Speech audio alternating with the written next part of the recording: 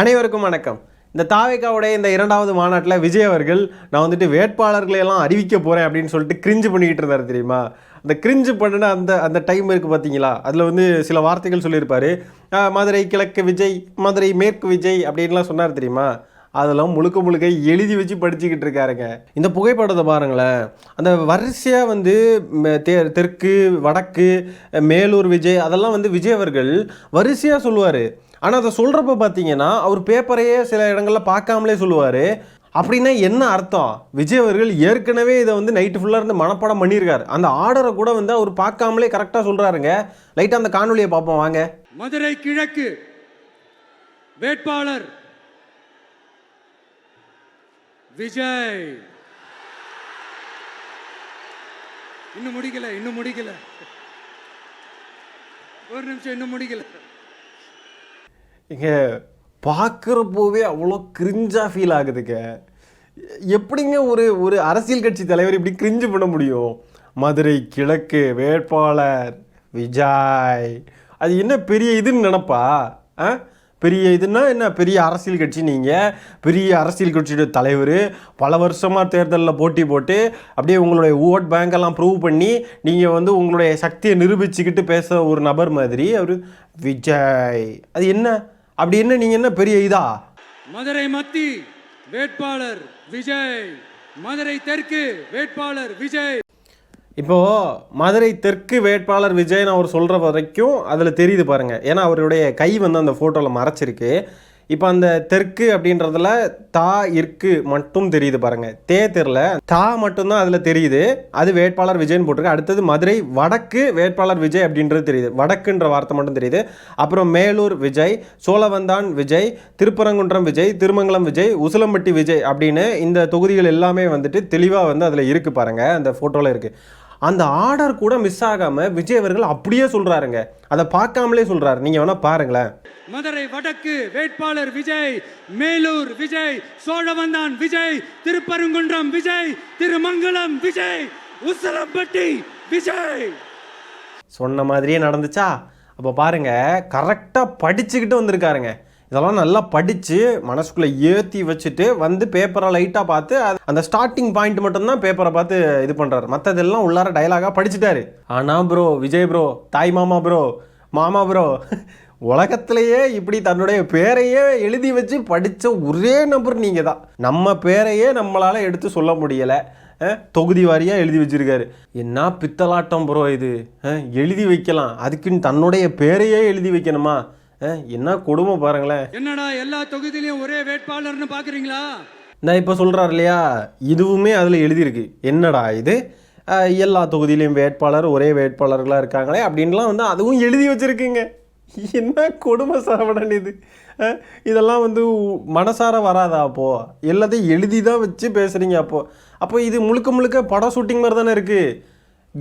அதாவது ஏதாவது முக்கியமான பாயிண்ட்ஸை மட்டும் எழுதிட்டு அதை வச்சு பேசலாம். அந்த பாயிண்ட்டுக்குள்ளே இருக்கக்கூடிய விஷயங்கள்லாம் உள்ளார மனசுக்குள்ளேயே தெரியும், அது வந்துடும். இல்லை அந்த முக்கியமான வரிகளை மட்டுமாவது எழுதலாம், சரிங்களா? அதுதானே கரெக்டாக இருக்கும். மற்ற அரசியல் கட்சி தலைவர்கள்லாம் என்ன பண்ணுவாங்க?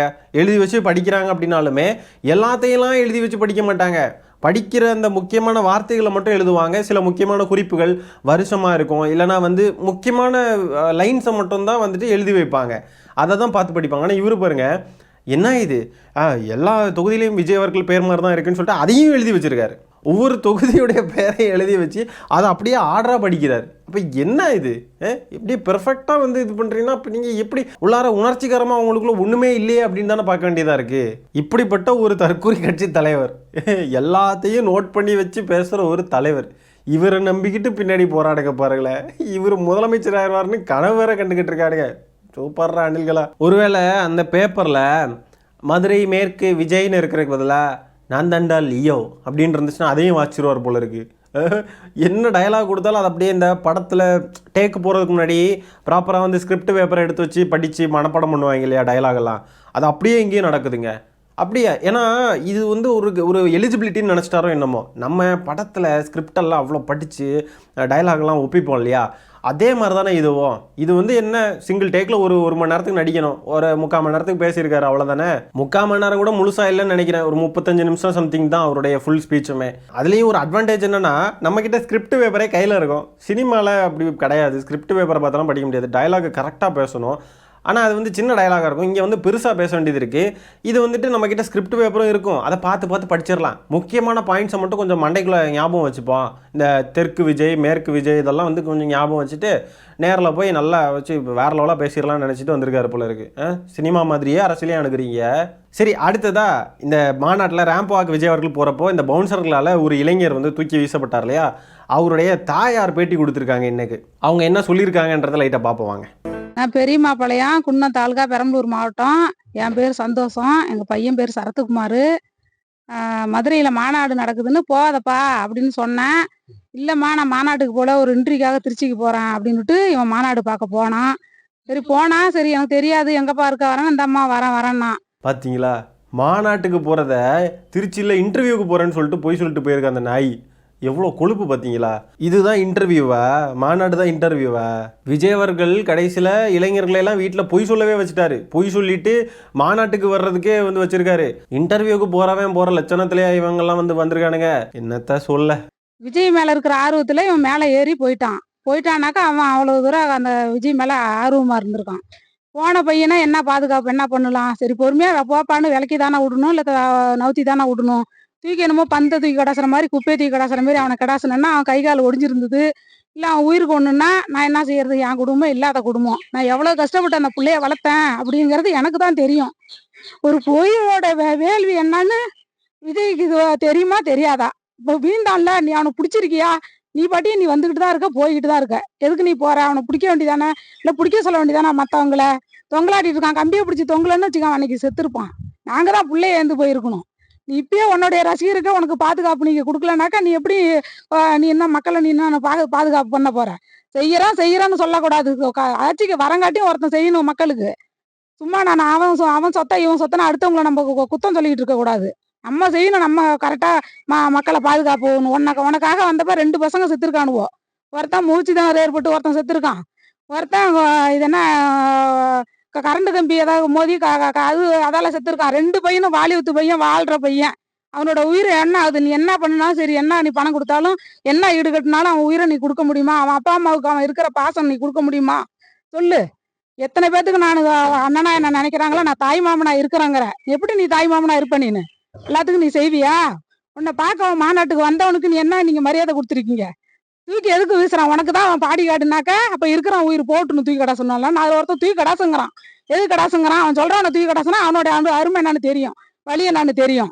எதுக்கு தூக்கி கடாசணும்னு ஒருத்தன் சொல்றான், ஒருத்தன் தூக்கி கடாசுறான். எதுக்கு கடாசுறானுவோ சொல்லு. இல்லை தெருவிலே கிடக்குது புள்ள, பெத்து போட்டிருக்காங்க, போகக்கூடாது. என் புள்ள மேலே தப்பு. எதுக்கு போகணும்? எவனா இருக்கட்டும், நம்ம வீடு தேடி வரட்டும். வேணுமா நம்ம எவனுக்கு பிடிச்சிருக்கோ அவனுக்கு ஓட்டு போடும். அவன் எவனே கொள்ளடிக்கிறான், எதையோ பண்றான், அது நமக்கு தேவையில்லாத விஷயம். பார்த்தீங்களா, இப்போ இந்த அம்மா சொல்கிறாங்க என் பையன் மேலேயும் தப்பு இருக்குது, அவன் அங்கே போக வேண்டிய அவசியம் கிடையாது அப்படின்னு சொல்கிறாங்க. அப்போ இந்த பசங்க தாய் தகப்பன் பேச்சை மீறி போகிறானுங்க. தாய் தகப்பனுக்கெலாம் இதில் துளியும் அவங்களுக்குலாம் விருப்பம் இல்லை. ஆனாலும் இந்த மாதிரி இன்னசென்ட்டான தாய் தகப்பன்மாரை இவங்கெல்லாம் ஏமாற்றிக்கிட்டு இன்டர்வியூ போகிறேன்ற பேரில் இந்த பையன் போயிருக்கான். அங்கே போய் அடி வாங்கி இந்த மாதிரி பறந்துருக்கான். அப்போ இளைஞர்களை விஜய் அவர்கள் என்ன மாதிரி வழி நடத்தி கூட்டிகிட்டு போயிட்டு இருக்கார் அப்படின்றத பார்க்க வேண்டியது இருக்குது. இந்த மாதிரி பொய் சொல்ல வைக்கிற அளவுக்கு போயிருக்கு அப்படின்னு சொன்னால் இதெல்லாம் நீங்கள் க்ளோரிஃபை பண்ணுவீங்களா? இப்படி தான் கூட்டம் கொடுதாடா? என்ன வெக்கமா இல்லையாடா தாவேக்கா நாய்ங்களா? வெக்கமா இல்லையா? இப்படி தான் அவங்க கூட்டத்தை கூட்டிக்கிட்டு எங்களுக்கு காசு கொடுக்காம கூடக்கிட்ட வீட்டை ஏமாற்றிக்கிட்டு இன்டர்வியூ போகிறேன்னு வீட்டை நம்ப வச்சுக்கிட்டு இப்படி பொய் சொல்லிட்டு வந்திருக்கான். இப்படி தருதலத்தனமாக இந்த கூட்டத்தை நீங்கள் பெருமையாக அடையாளப்படுத்துறீங்களா? கேவலமாக கொச்சையாக பார்க்கணுண்டா. இதெல்லாம் வெட்கி தலை குனியணும். இப்படி பொய் சொல்லிட்டு வர்ற நிலைமையில் நம்ம கட்சியை வச்சுருக்கோமே, இப்படிப்பட்ட ஒரு கட்சி தலைவராக இருக்குமே விஜய் அவர்கள் வெட்கி தலை குனியணும். இதெல்லாம் பெருமையாக சொல்லவே கூடாது. எங்கள் மாநாட்டுக்கு லட்சக்கணக்கில் கூடியிருக்காங்க தெரியுமோ அப்படின்னு நீங்கள் பெருமையாக சொல்லவே கூடாதுரா. உங்களுக்குலாம் அதுக்கு அருகதே கிடையாதுரா. இன்னும் எத்தனை பேருடைய வாழ்க்கை சீரழிய போகுதோ, இன்னும் எத்தனை பேர் சாக போகிறானுங்களோ, இன்னும் எத்தனை பேர் என்னெல்லாம் ஆக போகிறானுங்களோ அப்படின்றது தான் தெரியல இந்த தாவேக்கான்ற கட்சியால். தாவேக்கா தம்பிகளா யாராவது பார்க்குறீங்கன்னா மறுபடியும் சொல்கிறான், முதல்ல உங்கள் குடும்பத்தை பாருங்கள். உங்கள் விஜயை பிடிக்கும்னா அரசியலில் ஆதரவு தெரிவிக்கிறீங்களா? தெரிவிங்க. நீங்கள் அரசியலில் பார்ப்போம், அரசியலில் சண்டை போடுங்க, வாங்க பார்த்துக்கலாம். இந்த மாதிரிலாம் வந்து உங்கள் குடும்பத்தை ஏமாற்றிக்கிட்டு மாநாட்டுக்கு போகிறேன்ற பேரில் போய் அங்கே போய் அடியையும் வாங்கி சுயமரியாதையும் இழந்து, முதல்ல சுயமரியாதைனா என்னன்னே உங்களுக்கு தெரியுமான்னு தெரில, அது தனி கதையாக இருந்தாலும் சுயமரியாதையும் இழந்து வெட்கப்பட்டு அதுக்கு பிறகும் நீங்கள்லாம் வந்து எங்களுக்கு விஜய் அண்ணன் தான் உயிர்னு வந்து பேட்டி கொடுத்துக்கிட்டு இருக்கீங்க. இந்த லட்சணத்தில் நீங்கள்லாம் வந்து இருக்கிறப்போ ஒன்றும் சொல்கிறதுக்கு இல்லைடா. திருந்துங்கடா, தயவு செஞ்சு மாறுங்கடா, தயவு செஞ்சு உங்களுடைய மனநிலையாவது மாற்றுங்க. நீங்கள் தாவேகா கட்சியிலே இருங்க, தாவேகா கட்சி எங்கள் கொள்கை எங்கள் பிடிப்பு மனக்கட்டி நீங்கள் இருந்தீங்கன்னா இருந்துக்கோங்க. ஆனால் தயவு செஞ்சு இந்த குணத்தையாவது மாற்றுங்க. நம்ம சொன்னாலும் எவனும் கேட்க போகிறதில்ல, நம்மளே வந்து கடிச்சு தான் வைப்பானுங்க கமெண்ட்டில். இருந்தாலும் எவனுக்காவது ஏதாவது லைட்டாக அறிவு துளிர் விட்டுச்சுனாலாவது ஒரு நல்ல விஷயம் தானே, அதுக்காக தான் பேசிகிட்டு இருக்கோம். இப்போது விஜய் அவர்களுடைய பையனே வந்துட்டு இந்த மாநாட்டுக்கு வரல. பெத்த மகனுக்கே விஜயோடைய இந்த மாநாட்டுக்கு மேலே இல்லாத அக்கறை, இந்த மாதிரி அன்றாடம் காட்சிகளாக ஏழை எளிய தாய் தகப்பன்மார், கூலி வேலைக்கு போய் பிள்ளைங்களை படிக்க வச்சு வளர்க்குறவங்க, அது மாதிரி கூலி வேலைக்கு போய் பிழைக்கிற பசங்க, இந்த மாதிரிப்பட்ட பசங்களுக்கெல்லாம் விஜயோடைய இந்த மாநாட்டுக்கு மேலே என்ன அப்படி அக்கறைன்னு கேட்குறேன். விஜயோடைய சொந்த பையனுக்கே இல்லாத அக்கறை உங்களுக்கு எதுக்குன்னு கேட்குறேன். விஜய் உங்களுக்கு அப்படி என்னடா செஞ்சாரு? இந்த பாசத்தையும் இந்த எஃபர்ட்டையும் நீங்கள் உங்கள் லைஃப்பில் போடுங்கடா. விஜய் மேலே வச்சுருக்கிற பாசத்தை உங்களுடைய தாய் தகப்பன் மேலே வைங்க. கல்யாணமாகி இருக்கீங்கன்னா உங்கள் இணையர்கள் மேலே வைங்க, உங்கள் ஒய்ஃப் மேலே வைங்க, இல்லை நீங்கள் ஒரு பெண்ணாக இருந்தீங்கன்னா உங்கள் ஹஸ்பண்ட் மேலே வைங்க. இந்த பாசத்தை எல்லாம் இந்த உழைப்பு போடுறீங்க இல்லையா, திருச்சிக்கு போகிறேன்ற பேரில் மதுரைக்கு போகிறீங்க. அது மாதிரி ஊட்டியிலேருந்து இந்த பையன் ஒருத்தன் இறந்தான் இல்லையா, அந்த பையன் ரித்திக் ரோஷன், அந்த பையன் வந்துட்டு இறந்தார் இல்லையா, அவர் ஊட்டியிலேருந்து மதுரைக்கு வந்தார். அந்த பையன் இவ்வளோ எஃபர்ட் போட்டு வந்ததை வந்து நீங்கள் உங்களுடைய கெரியரில் போடுங்க. அந்த எஃபர்ட்டை இங்கேருந்து அங்கிட்டு ஒரு இடத்துக்கு போய் கெரியரை தேட போனேன், இல்லை வந்து இதுக்காக போனேன், இந்த எஃபர்ட்டை போட்டேன் அப்படின்னு சொல்லிட்டு அந்த எஃபர்ட்டை நீங்கள் அதில் போடுங்க. இப்படி தெண்டத்துக்கு ஒன்றும் இல்லாமல் விஜய்க்காக போட்டு நீங்கள் என்னடா பண்ண போகிறீங்க லைஃப்பில்? நீங்கள் என்ன அரசியல்வாதிகளா? அரசியல் பண்ண போகிறீங்களா? அரசியல் தான் உங்களுடைய முழு நேரம் தொழிலாக செய்ய போகிறீங்களா? அப்படியும் எதுவும் இல்லை, அரசியலுக்காகவும் எதுவும் பண்ணுற மாதிரி இல்லை. விஜயை பிடிக்குன்றதுக்காக இவ்வளோ எஃபர்ட் போடுறீங்களாடா நீங்கள்? இப்படிலாம் போடுறதுனால உங்களுக்கு என்ன பலன் தான் கேட்குறோம். உங்களுக்கு ஏதாவது ஒரே ஒரு பலன் இருக்கா? உங்கள் சுயமரியாதை போகுது, உங்களை அடித்து தூக்கி எறிகிறானுங்க, கிரீஸ் போடுறானுங்க, உங்களை வந்து மதிக்கவே மாட்டேங்கிறானுங்க, கூட்ட நெரிசலில் மூச்சு திணறல் அது இதுன்னு ஆகுது, வெயிலில் நிற்கிறதுனால உடம்புக்கு எவ்வளோ பிரச்சனைகள் வரும். யோசிச்சு பாருங்கள், காலையிலேருந்து சாயந்தரம் வரைக்கும் ஒருத்தன் இருந்துகிட்டு இருந்தா வெயிலில், ஒரு ரெஸ்ட் ரூம் கூட போகிறதுக்கான ஃபெசிலிட்டிஸ் ஒழுங்காக இல்லை. இப்படி எத்தனை பிரச்சனைகள் அந்த மாநாட்டில். அது மாதிரி போக்குவரத்தில் வந்து அவ்வளோ சிக்கல் இருக்குது. முன்ன பின்ன ஏதாவது ஆகிறதுக்கு நிறையவே வாய்ப்புகள் இருக்குது. ஏன்னா அவ்வளோ கூட்டம் கூடுது அந்த இடத்துல, ரோடு ஃபுல்லாக டிராஃபிக் ஆகும், ரோட்டில் வந்து ப்ராப்பராக ட்ராவல் பண்ணி போயிட்டு வர முடியாது. இப்படி பல பிரச்சனைகள் இருக்குது. இவ்வளோ பிரச்சனைகளை வச்சுக்கிட்டு இந்த மாதிரி இப்போ சின்ன பசங்க, கர்ப்பிணி பெண்கள், நம்ம கூட ஒரு காணொலியில் பார்த்தோம், ஒரு பெண்மணி கையில் குழந்தைய வச்சுக்கிட்டு ஒரு கர்ப்பிணியாக வேறு அவங்களும் இருக்காங்க ஆல்ரெடி.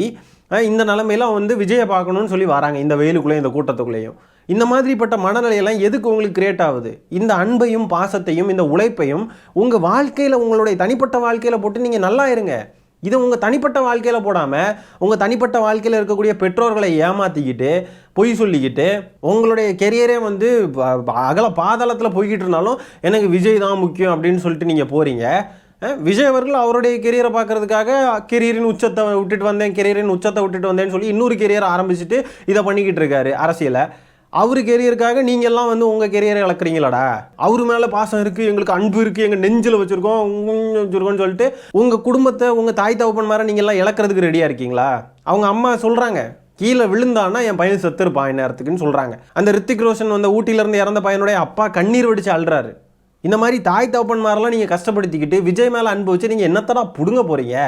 விஜய் என்னடா அப்படி உங்களுக்கு பெரிய முக்கியம்? அடுத்ததாக விஜய் அவர்கள் பார்த்தீங்கன்னா இந்த மாநாட்டில் வச்சு நம்ம முதலமைச்சர் அங்கிள்னு சொன்னார் இல்லையா, ஆனால் அதே மாநாட்டில் விஜய் அவர்கள் பேசுகிறப்போ நம்ம விஜயகாந்த் அவர்களை பார்த்து அண்ணன்னு சொல்கிறார். என்னுடைய அண்ணன், அன்பிற்குரிய அண்ணன் விஜயகாந்த் அவர்கள் அப்படின்னு சொல்கிறார். விஜயகாந்த் அவர்கள் பிறந்தது 1952. நம்ம முதலமைச்சர் அவர்கள் பிறந்த வருஷம் 1953ங்க. ஒரு வருஷம் நம்ம முதலமைச்சர் அவர்களை விட விஜயகாந்த் அவர்கள் மூத்தவர். அப்போது ஒரு வருஷம் மூத்தவராக இருக்கக்கூடிய விஜயகாந்த் அவர்களை பார்த்து அண்ணன்னு சொல்லக்கூடிய விஜய் அவர்கள் ஒரு வருஷம் இளையவராக இருக்கக்கூடிய நம்ம முதலமைச்சரை பார்த்து அங்கிள்னு சொல்கிறதுக்கு பின்னாடி இருக்கிற அரசியல் என்ன? அப்போ அங்கிள்னு சொல்லி ஒரு மாதிரி மட்டம் தட்டணும். அவர் யூஸ் பண்ணுற அந்த தொனி இருக்குது இல்லையா, இவனுங்கெல்லாம் வந்து எப்படி தூக்கிட்டு வரானுங்கன்னா அங்கிள் என்ன கெட்ட வார்த்தையா அப்படின்னு சொல்லிட்டு தூக்கிட்டு வரானுங்க. கெட்ட வார்த்தையெல்லாம் கிடையாது. ஆனால் எந்த இடத்துல எதுக்காக யூஸ் பண்ணுறோம், அது என்ன மாடுலேஷனில் என்ன தொனியில் யூஸ் பண்ணுறோம் அப்படின்றது முக்கியமாக பார்க்கணும் இல்லையா. அங்கிள் இந்த மாதிரி சொல்லுங்கள் அங்கிள், கேட்குதா அங்கிள் அப்படின்லாம் பேசுகிறது என்ன மாதிரியான ஒரு மாடுலேஷன்? இதே அங்கிள்ன்ற வார்த்தையை விஜயகாந்த் அவர்களை பார்த்து இதே மாடுலேஷனில் பேசுவாரா? அங்கிள் எனக்கு பிடிச்ச அங்கிள் அப்படின்னு சொல்லிட்டு ஏதாவது ஒரு மாதிரி நக்கல் அடிக்கிற மாதிரி பேசுவாரா? ஒழுங்காக தானே பேசினாரு எங்களுடைய அண்ணன் விஜயகாந்த் அவர்கள் அப்படின்னு சொல்கிறாரு. ஆனால் முதலமைச்சர் பார்த்து அங்கிள் சொல்லுங்க அங்கிள் அப்படின்னா என்ன? எதுக்கு அந்த மாதிரி ஒரு நக்கல் துணி? நாங்கள் வந்து யாரையும் பேச மாட்டோம், யாரையும் பேசுறதுக்காக நாங்கள் அரசியல் களத்தில் வரல, நாங்கள் டீசென்ட் அப்ரோச் டீசென்ட் அட்டாக், நாகரிகமான அரசியல் தான் பண்ணுவோம்னு சொல்லிட்டு பெரிய இது மாதிரி பேசினாரு மாநாட்டில். இதுதான் உங்களுடைய டீசென்ட் அப்ரோச் டீசென்ட் அட்டாக்கா? இதுதான் உங்களுடைய டீசென்ட் பாலிடிக்ஸா? மண்ணாங்கட்டி டீசன்ட் பாலிடிக்ஸ். முதலமைச்சரை மலினப்படுத்தும் நோக்கத்தோட தான் விஜய் அவர்கள் இந்த மாதிரி ஒரு வார்த்தையை சொல்றார். நம்ம அதுக்காக தான் அவரை கண்டிக்கிறோம்.